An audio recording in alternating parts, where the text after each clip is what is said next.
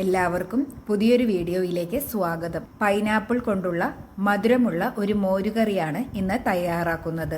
അതിനായി ഞാനിവിടെ ഒരു പൈനാപ്പിളിൻ്റെ പകുതി തോലൊക്കെ കളഞ്ഞ് നടുഭാഗത്തെ കട്ടിയുള്ള ഭാഗവും ആ മുള്ളുള്ള ഭാഗവും ചെറുതായി ഒന്ന് കട്ട് ചെയ്ത് കളഞ്ഞ് കഷ്ണങ്ങളായി മാറ്റിയിട്ടുണ്ട്.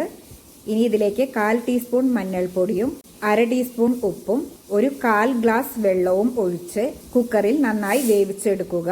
ഫ്ലെയിം ഫുള്ളിലിട്ടിട്ട് 1 വിസിൽ വന്നാൽ ലോയിലിട്ടിട്ട് 2 വിസിൽ വരുത്തുക. അപ്പോഴേക്കും നല്ലപോലെ വെന്തു വരുന്നതായിരിക്കും. ഇനി ഞാനിവിടെ ഒരച്ച ശർക്കരയുടെ 1/4 ഭാഗത്തോളം എടുത്തിട്ടുണ്ട്. അതിൽ കുറച്ച് വെള്ളം ഒഴിച്ച് ഞാൻ അടുപ്പത്ത് വെച്ച് ഇതൊന്ന് ലയിപ്പിച്ചെടുക്കാൻ പോവുകയാണ്. ഇപ്പോൾ ശർക്കര നല്ലപോലെ ലയിച്ചു വന്നിട്ടുണ്ട്. ഇനി നമുക്ക് അരിപ്പ വെച്ച് ഇതൊന്ന് അരിച്ചെടുക്കാം. ശർക്കരയിൽ വല്ല കല്ലൊക്കെ ഉണ്ടെങ്കിൽ അത് പോകുവാൻ അരിച്ചെടുക്കുന്നത് നല്ലതാണ്. ഇനി നമുക്ക് മിക്സിയുടെ ജാറിലേക്ക് ഒരു അരമുറി നാളികേരവും 1/4 ടീസ്പൂൺ ചെറിയ ജീരകവും 1/2 ടീസ്പൂൺ കുരുമുളകും 2 പച്ചമുളകും, ഇവിടെ ചെറുതായതിനാൽ ആണ് ഞാൻ കൂടുതൽ പച്ചമുളക് എടുത്തിട്ടുള്ളത്, അതും ചേർത്ത് കുറച്ച് വെള്ളവും ഒഴിച്ച് നമുക്കിതൊന്ന് നല്ലപോലെ അരച്ചെടുക്കാം. ഇപ്പോൾ നല്ലപോലെ അരച്ചെടുത്തിട്ടുണ്ട്. ഇനി ഞാനിതൊരു പാത്രത്തിലേക്ക് മാറ്റി ഇതേ ജാറിൽ തന്നെ 1 പാക്കറ്റ് തൈര് ഒന്ന് ജസ്റ്റ് അടിച്ചെടുത്തിട്ടുണ്ട്. ഇപ്പോഴേക്കും നമ്മുടെ പൈനാപ്പിളൊക്കെ നല്ലപോലെ വെന്തു വന്നിട്ടുണ്ട്.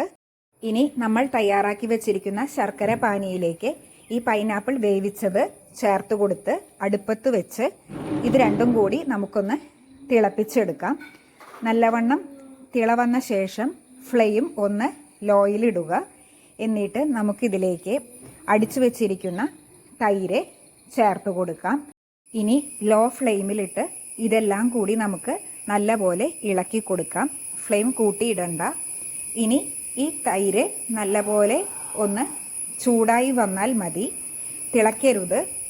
നന്നായി ഇതൊന്ന് ചൂടായി വരുമ്പോൾ നമുക്കിതിലേക്ക് നമ്മൾ തയ്യാറാക്കി വെച്ചിരിക്കുന്ന അരപ്പ് കൂടി ചേർത്ത് കൊടുക്കാം. ഇനി ഇതെല്ലാം കൂടി നന്നായി ഒന്ന് മിക്സ് ചെയ്ത് ഒന്ന് ജസ്റ്റ് തിളച്ചു വരുന്നത് വരെ ഉപ്പ് നോക്കി ആവശ്യത്തിനുള്ള ഉപ്പ് കൂടി ഈ സമയത്ത് നമുക്ക് ചേർത്ത് കൊടുക്കാം. ഇപ്പോൾ ചെറുതായൊരു തിള വന്നിട്ടുണ്ട്. ഇനി നമുക്ക് സ്റ്റൗ ഓഫ് ചെയ്യാവുന്നതാണ്. ഇനി മറ്റൊരു ചട്ടി അടുപ്പത്ത് വെച്ച് അത് നന്നായി ചൂടായി വരുമ്പോൾ അതിലേക്ക് 1 ടീസ്പൂൺ നെയ്യ് ചേർത്ത് കൊടുക്കുക.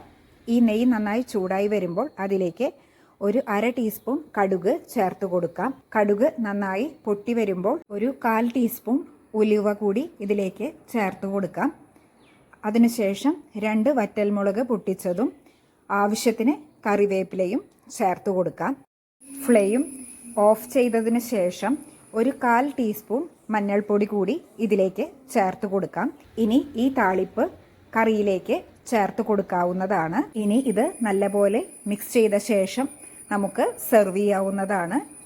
ഇപ്പോൾ നമ്മുടെ പൈനാപ്പിൾ മോരുകറി തയ്യാറായിട്ടുണ്ട്. എല്ലാവരും ട്രൈ ചെയ്ത് നോക്കുക.